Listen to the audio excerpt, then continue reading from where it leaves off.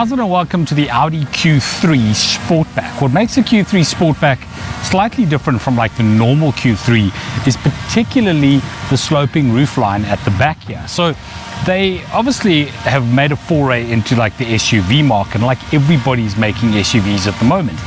But SUVs have been boring. So it's time to make SUVs more interesting. Audi's response to that is the Sportback. And to be honest, I really like the look of the back of this car. This is a Audi Q3 40 TFSI, so it features a 2-litre engine and about 140 kilowatts, which actually goes really comfortably. But the side profile view of this car is actually really good looking. This is the Q3 Sportback Drive, and I have brought the Q3 Sportback all the way to Maidenspoort in the heart of the Swartberg Mountains. This is, if you've watched my A7 video, this is my favorite driving road in the world. I think it's just so incredibly gorgeous and it's a lovely drive. So as I mentioned, there's 140 kilowatts here, produces about 330 newton meters of torque, which is not a whole lot, but it does have quattro and the drive is actually quite refined. So there are a couple of driving modes. There's an off-road, an eco, a normal, and a dynamic. So I've got this in dynamic. The gears are in sport, and it doesn't really change too much of the car. Everything feels a little tighter, not much in the way of noise. You still only have 140 kilowatts. Now the problem is, if you've ever driven an S or an RS model, the magic, the voodoo that happens when you kick it into dynamic is actually quite incredible. And then when you drive like a normal Audi, that like normal people would drive, you begin to realize that quite a lot of cool stuff that goes on with those models. But this Q3 Sportback, if you're not looking for the ultimate performance wagon, it actually goes really nicely. The ride's quite comfortable. The handling is absolutely fantastic. It's Audi Quattro, so you've got that going on. In dynamic, the throttle response is quite good. And so far, I've taken this on a bit of a road trip, and I've done a couple of 100 kilometers. And on the open road, this car is absolutely superb. It really is. It's comfortable. There's cruise control. There's lane keeping assist. A really comfortable car to go on the open road with.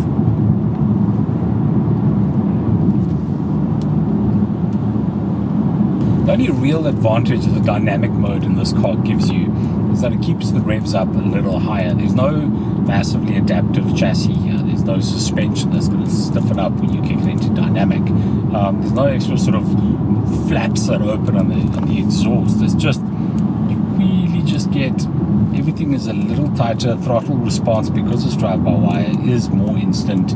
The steering is a little weightier, but the big kicker is just that you get a higher rev count, so your revs just stay up there longer. It doesn't try and cut the revs down quicker. Apart from the exterior looks of this car and the way it drives, the interior is actually really nice. Typical Audi, like really premium, really fancy. And so I'm going to take you through that quickly. You've got your usual window controls here, mirror adjustment there. There's this handle which kind of pokes all the way through and is actually really comfortable on a long journey. The door handles also have this like really weird funky vibe when you pull on them and they open the door. But the design there is just really cool. It's not sort of just it's really cool. Light settings are over here. They don't have a round knob anymore. And then when you're pressing those buttons, you'll see over there it kind of switches through auto, dipped, side lights, or off. I leave them auto. You got front fog lights and rear fog lights. The center console is obviously a completely digital dash. You do have your fuel gauge over there, which is also digital, and you've got your temperature on the left. But in the center there, you have a number of options you can kind of flick through. If you've got a device connected, that'll show up. You can put it in navigation mode and change the view to actually fill the screen with the navigation. So the entire screen becomes navigation. You still have your gear selector over there and your speedometer over there. I prefer the view of just the trip computer, but each to their own, and you can all kind of flick through. Because this is an S-Line, it's got the flat bottom steering wheel, you've got your cruise control over there, your usual sort of indicators and wipers over there. It does have an automatic S-tronic gearbox, so you've got your flappy paddles, gears up, gears down over there. Audio and telephone controls are on this side, skip, volume, and phone calls, etc. This is a customizable button, so you can actually tell it to do a whole bunch of different things for you. And on this side, obviously, you control that little screen there. You can kind of go up and down. You'll see that zooms in and zooms out. In the center, you've got your MMI interface, and the MMI interface gets super fingerprinty. I know you're going to try and clean that for you in this review, but all your settings live over here. You can obviously connect your phone. There's a USB-C and a normal USB-A port over here, so you can plug in whichever, and then that also supports Apple CarPlay as well as Android Auto. Interface is super intuitive. You obviously have your maps, all kinds of cool stuff going down here as well. To me, that and that is kind of redundant, and I use Apple CarPlay over there with Google Maps, and so the maps over there don't work for me. That's why I prefer the view of just having the trip computer like that. So over here, once you plug it in, obviously your Apple CarPlay comes up. You've got dual climate control, temperatures, etc. If you switch auto on, to kind of sync the two, you actually hold the auto button, which is a little hack that people often miss on Audis. It's got heated seats and then all the sort of usual stuff. Start button over here, and the magic volume control button over here, so you can just adjust the volume. It's a little bit far away, like you have to reach it over there, but this does volume as well, so that is okay.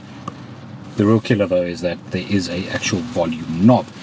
Hill descent control, your parking sensors, your hazards, auto start, traction control, and obviously your drive select. As I mentioned, in your drive select modes, you have off-road efficiency, comfort, and dynamic, or auto, which allows you to set whatever you want. 7-speed Tiptronic gearbox, so pretty standard stuff over there.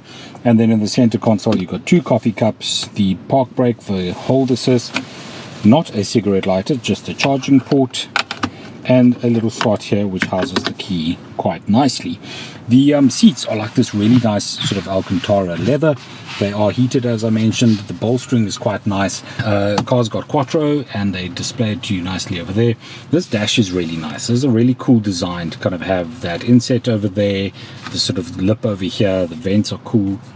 The styling of the front here is actually really, really nice. The mirror is really nice as well. I know this is like a nitpicky thing, but I love how thin the bezels are on the mirror. That looks really nice. And then up here, you can obviously open and close the sunroof. As you can see, it's raining, so the sunroof will remain closed. So the rear space on the Q3 over there is a little more limited because of the sloping roof. So it does cut down on the head space. It does cut down a little bit on the boot space, just because it's not as boxy and it has that sloping roof line. But my honest opinion on that is, like, you know, it's not a terribly big SUV to begin with. If you are looking for an SUV to have sort of real size in, you're probably not jumping into a Q3. You're going to jump into a Q5 or possibly even a Q7 if you need a lot of space.